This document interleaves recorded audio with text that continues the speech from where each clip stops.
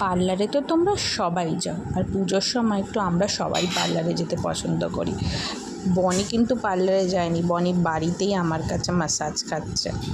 সামনে পুজো তো, তাই বনির ম্যাসাজ ভিডিওটা রইল তোমাদের জন্য। একটা লাইক সাবস্ক্রাইবার করতে ভুলো না কিন্তু।